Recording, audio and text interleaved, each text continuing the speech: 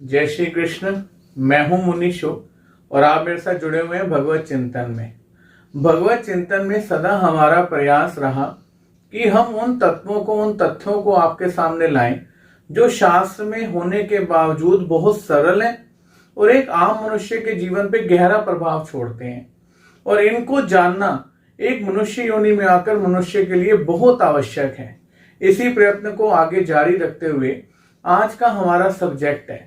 आपने सदा सुना होगा लोगों को एक बात कहते हुए कि भाई मृत्यु तो अटल सत्य है, मृत्यु को कोई नहीं टाल सकता, आपने आज नहीं तो कल मरना ही है। आज मैं आपको शास्त्रों के ऐसे तत्वों से मिलाऊंगा, आपका इंट्रोडक्शन कराऊंगा जहां आपको सुनकर शास्त्रों का मत, शास्त्रों में बताया गया ईश्वर का मत इन बातों को झूठा साबित कर देगा।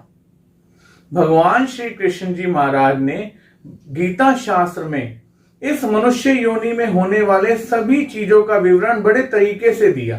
संसार के बारे में, संसार में उपस्थित इस भौतिक जगत के बारे में, मनुष्य के बारे में, देवताओं के बारे में संपूर्ण ज्ञान दिया। जब आप गीता शास्त्र को उठाएंगे, याद रखिएगा हर चीज का एक पहला दिन होता है। कोई भी शुरुआत से ही पंडित नहीं होता, विद्वान नहीं होता। कोई ना कोई दिन तो होता है जिस दिन हम स्टार्ट करते हैं। बस आपने स्टार्ट करना है, आप में सारी काबिलियत है, आप सब कुछ कर सकते हैं। और आप जहां भी इस बात को सुन रहे हैं वहां भी तो अभी आप सब कुछ कर ही रहे हैं। सिर्फ आपने इस चीज में अपना हाथ नहीं डाला, अपना भाग्य नहीं आजमाया। क्या पता आप ग्रंथों से जुड़कर विद्वान बन जाएं। और शास्त्र कहते हैं विद्वान सर्वत्र पूज्यते, जो विद्वान है वो सर्वत्र पूजित होता है, नमस्कारणीय होता है, आदरणीय होता है। लेकिन हम कहीं अवेयर ही नहीं है कि इतना सब कुछ होने के बाद भी हम अधूरे क्यों रह जाते हैं। कुछ प्रश्नों के उत्तर हम दे ही नहीं पाते, बस जो समाज कह रहा है उसमें सम्मिलित होकर ना चाहते हुए भी वही शब्द बोलते हैं। उन्हीं में से एक शब्द है मृत्यु। आज आप देखिए, मृत्यु का समय आते ही इंसान की अवस्था ऐसी होती है कि वो कुछ नहीं बोल पाता। लेकिन मृत्यु के उपरांत जो लोग वहां पे बैठे होते हैं आपको यही बोलते हुए दिखते हैं कि भाई मृत्यु से कौन बचा है, आज ना कल तो हमने मरना ही है, आज नहीं तो कल हमारा जीवन समाप्त होने ही वाला है। लेकिन जब आप शास्त्रों में जाते हैं तो आपको पता चलेगा कि ऐसा कुछ भी नहीं है। और ये जानना आपके लिए अति आवश्यक है, क्योंकि अगर आपने ये जान लिया तो आप एक शोक से सदा के लिए बाहर आ जाएंगे कि मैं कभी मरूंगा। ये टॉपिक, ये तत्व इसलिए भी सामने लाना जरूरी है कि पूरी जिंदगी हमें लगता है कि बहुत कुछ करना हमारे लिए जरूरी है, लेकिन हमें यह पता ही नहीं कि मरते समय क्या करना जरूरी है। आपको लगता है जीवन समाप्त हो रहा है, शास्त्र कहते हैं जीवन कभी समाप्त नहीं होता। भगवान श्री कृष्ण जी गीता में दूसरे ही अध्याय में अर्जुन को कहते हैं, वासांसी जीर्णानि यथा विहाय नवानि गृणाति नरो अपराणी तथा शिराणि विहाय जीर्णान अन्यानि संयाति नवानि देहि। भगवान श्री कृष्ण जी कहते हैं, हे अर्जुन, तुम इस विषय में अभी भ्रमित हो कि कोई मरने वाला है। यहां कोई नहीं मरने वाला। जैसे मनुष्य पुराने कपड़ों को त्याग कर नए कपड़ों को ग्रहण कर लेता है, वैसे ही ये आत्मा जीर्ण शरीरों को, यूजलेस शरीरों को छोड़कर दूसरे नए शरीरों को धारण कर लेती है। अर्थात यहां आप एक बात जान लें कि आप कभी नहीं मरेंगे, आपको कोई मार नहीं सकता, आप अजर अमर अविनाशी हैं। सिर्फ आप एक समूह से बाहर निकल जाएंगे, जिस समूह में आप 70-80 साल तक या 50-60 साल तक रहे।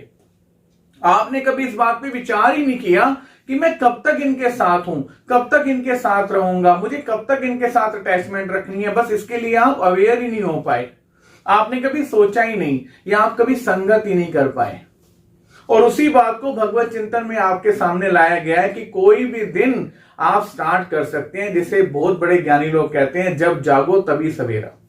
युधिष्ठिर जी से यक्ष ने पूछा मृत्यु क्या है। आपको याद होगा जब चारों भाई जल लेने गए थे तो मृत्यु को प्राप्त हो गए। जब युधिष्ठिर जी से यक्ष ने प्रश्न पूछा कि आप अगर मेरे प्रश्नों का उत्तर दे देंगे तो मैं आपके भाइयों को जीवित कर दूंगा, तो इसमें से एक प्रश्न पूछा गया युधिष्ठिर जी से कि मृत्यु क्या है। तो इसका उत्तर युधिष्ठिर जी ने दिया, मृत्यु भ्रम है। तो भ्रम कैसे है कि इंसान को लगता है कि मेरे सामने जो व्यक्ति इतने समय से था वो मर गया, जबकि ऐसा नहीं है। मृत्यु दो लोगों में, साथ चल रहे लोगों में डिफरेंस आ गया। एक व्यक्ति आगे हो गया, एक व्यक्ति पीछे हो गया, बस आज वो हमें दिखना बंद हो गया। जबकि मृत्यु एक शरीर की हुई है, आत्मा की कभी नहीं हुई है। इसलिए मृत्यु अटल सत्य नहीं है, जीवन यही अटल सत्य है। और ये जीवन जिस दिन मुक्ति को प्राप्त होगा तब ये शाश्वत हो जाएगा, ये अटल सत्य है।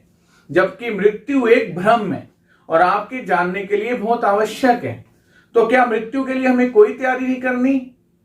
हमें जितनी तैयारी आगे अपनी पढ़ाई को लेकर करते हैं कि हमने अच्छी जॉब करनी है, हम बहुत अच्छी जॉब करते हैं क्योंकि हमने आगे बच्चों का भविष्य देखना है, हमें अपने बहुत अच्छे घर बनाने हैं, हमें बहुत अच्छा परिवार नियोजित करना है, तो हमें बहुत अच्छा पैसा कमाना है, हम तैयारी कर रहे हैं। आप सच मानिए, जिस दिन आप श्री गीता शास्त्रों को पढ़ेंगे तो आपको आएगा अरे मृत्यु की भी तैयारी करना बहुत जरूरी है, क्योंकि वो तैयारी कोई नहीं करेगा। आज जैसे ही मृत्यु हो जाती है, मृत शैया पड़ी होती है, हमें लगता है वो तो मर चुका है। लेकिन जब आप शास्त्रों को खोलेंगे तो मैं आज आपको ऐसी 4 बातें बताऊंगा जो शायद आपने पहले सुनी हो या ना भी सुनी हो। जो मृत व्यक्ति होता है उसकी आत्मा वहीं पर होती है, और शास्त्र कहते हैं वो मृत आत्मा 10 दिन सबको साक्षी रूप से देख रही होती है। वो अपने रूम को, जिस रूम में रह रही होती है, उसे छोड़ के नहीं जाती। वो अपने दरवाजे से अपने रूम तक निरंतर घूमती है, सबको देखती है कौन आ रहा है कौन जा रहा है। इसलिए उनके घर में सूतक लगा होता है। इसलिए पुराने समय में लोग सूतक के घर में जल भी ग्रहण नहीं करते थे, अपना शोक प्रकट करके वापस अपने घरों की ओर प्रस्थान करते थे। लेकिन आज के भौतिक समाज में, आज के मॉडर्न समाज में किसी की मृत्यु भी एक आयोजन हो चुका है, लोगों के लिए खाना खाने का स्थान हो चुका है। कितने संत कह चुके हैं कि मृत भोज ही अभिशाप है। पता नहीं जिसके घर मृत्यु हुई है उनकी क्या कंडीशन है, लेकिन हम बस उन्हें क्या पसंद था, उस खाना बना के किसी को खिलाने के चक्कर में लगे हुए। खिलाया जाता था लेकिन ब्राह्मणों को भोज कराया जाता था, सन्यासियों को भोजन कराया जाता था जाने वाले के सुख के लिए। आज हम बस अपने रिश्तेदारों को भोजन कराना चाहते हैं, जो ना गए हुए की आत्मा को कल्याण देगा, और जो आए के रोटी खा रहे हैं वो उनको कितना विघ्न कारक होगा, इसे उनका ज्ञान ही नहीं है। बस भोजन करना है हमें, बहुत अच्छी रोटी कीजिए उन्होंने जाने के बाद, लेकिन हम अवेयर ही नहीं है कि क्या ये रोटी खाने का पात्र हमारा रिश्तेदार है या इसके ब्राह्मण, संत, सन्यासी, या जो घर बार त्याग कर ईश चिंतन में लगे हुए हैं, वो गए हुए की आत्मा के कल्याण के लिए भोजन करेंगे। फिर घर में पहले किसी के पूरे होने पर पाठ आदि का, स्मरण आदि का आयोजन किया जाता था, जिसके जाने वाले की आत्मा को शांति मिलती थी। लोग रेगुलर गीता जी का पाठ करते थे। जब प्राण नहीं निकल रहे होते तब भी 18वें अध्याय का पाठ किया करते थे, और जाने के बाद संपूर्ण गीता जी का रोज पाठ होता था 10 दिन तक, कि जाने वाली आत्मा जो इस समय यहीं बैठी हुई है उसकी आत्मा को शांति मिले। लेकिन आज ऐसी बातों का इतना अभाव हो गया है समाज से कि आप एक डेथ वाले घर में जाके अनुभव करें, आपने किया भी होगा, वहां वही परिवार की बातें चल रही होती हैं, किसके बच्चे ने क्या किया, किसकी बेटी कितनी बड़ी हो गई, आपका क्या चल रहा है, अच्छा इनकी प्रॉपर्टी का अब क्या बनेगा। ऐसा कोई धार्मिक आयोजन रह ही नहीं गया जहां लोग आकर संसार की नश्वरता को जाने, जहां डेथ के बाद, मृत्यु के बाद कहीं स्पीकर में गीता जी का पाठ आ रहा हो और लोग आके शांति से सुने, गए हुए आदमी के बारे में आत्म शांति प्राप्त हो, ऐसी प्रार्थना करें। बल्कि कि बार बार एक टॉपिक चल रहा है, अच्छा क्या हुआ था जी, अच्छा क्या हुआ था जी, और बताने वाला परेशान हो गया 10 दिन से एक ही बात बता के, ऐसा हुआ था, ऐसा हुआ था, ऐसा हुआ था। लेकिन एक आदमी ऐसा नहीं रहा जो इन बातों को जानकर बता सके कि कोई गीता जी का पाठ करें। भगवान श्री कृष्ण जी ने कहा, अंत काले च मामेव, अंत काल में मेरा सिमरन करना श्रेयस्कर होगा, मुक्तिदायक होगा। मुक्ति अर्थात क्या, मोक्ष। मोक्ष तो इंसान अपने प्रयत्नों से प्राप्त करता है, लेकिन गीता जी के पाठ से इंसान की तड़फती आत्मा को, कष्ट प्राप्त हो रही आत्मा को सुख शांति प्राप्त होती है, क्योंकि वो आत्मा प्रत्यक्ष आपके सामने ही बैठी होती है। क्योंकि भगवान कह रहे हैं उसने अलग ध्येय प्राप्त करना है, अभी वो मरी नहीं है, वो आपके सामने ही है, बस आप उसे देख नहीं पा रहे।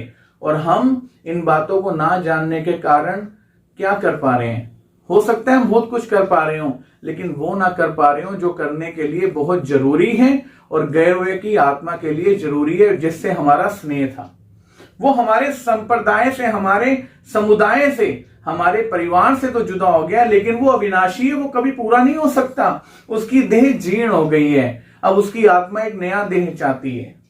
ये एक सब्जेक्ट है जिसे हम जान तो सकते हैं, समझ तो सकते हैं, वेदना किसको नहीं है। इस संसार में जो भी प्राणी आया है, चाहे वह मनुष्य योनि में है, चाहे पशु योनि में है, चाहे वो कोई भी है, उसको उसके संबंधी के, उसके किसी रिलेशन के दूर होने पर दुख होता है, उसे दूर होने पर कलेश होता है। लेकिन अगर वो ज्ञान रूप तरीके से कहीं इन बातों, इन सब्जेक्टों का अध्ययन कर ले, तो वो ये जानता है कि वो मुझे छोड़ के तो चले गए हैं, लेकिन हैं इसी संसार में। और जिस दिन वो परम धाम को अर्थात नित्य मुक्ति को प्राप्त करेंगे, तब उनका जीवन शाश्वत हो जाएगा, लेकिन मृत्यु कभी नहीं होगी। और आज मैं आपको यही बताना चाहता था कि मृत्यु की भी तैयारी करनी है हमें। इन सब शास्त्र के तथ्यों को जानकर हमें अपनी मृत्यु को मृत्यु नहीं बनने देना। हमने अपनी मृत्यु को परलोक गमन जाने वाला बनाना है। ऐसे श्रेष्ठ कर्म करने हैं कि भगवान श्री कृष्ण जी कहते हैं हम उत्तम लोकों की प्राप्ति को जाएं। भगवान श्री कृष्ण जी कहते हैं हम परम धाम के वासी बने।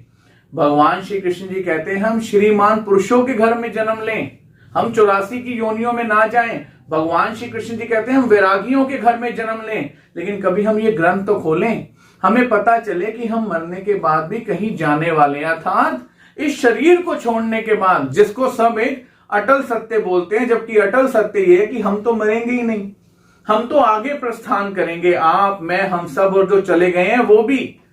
तो क्यों ना इस बातों को जाने और इस बात को क्लियरली समझें कि मृत्यु एक अटल सत्य नहीं है, बल्कि कि एक भ्रम है, एक झूठ है।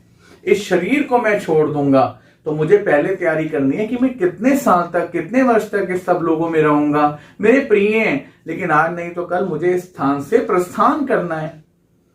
बस इस भेद को जब आप जान जाएंगे, आप विद्वान बन जाएंगे, आप ज्ञानी बन जाएंगे। कम से कम एक बोझ शरीर से उतर जाएगा कि मैं आगे जानता ही नहीं क्या होने वाला है। कम से कम मुझे ये तो पता है, मैं जानता हूं कि मैं कहां जाने वाला हूं, मैं वस्त्र बदलने वाला हूं। भगवत चिंतन में मैं हूं मुनि शुक। जय श्री कृष्ण।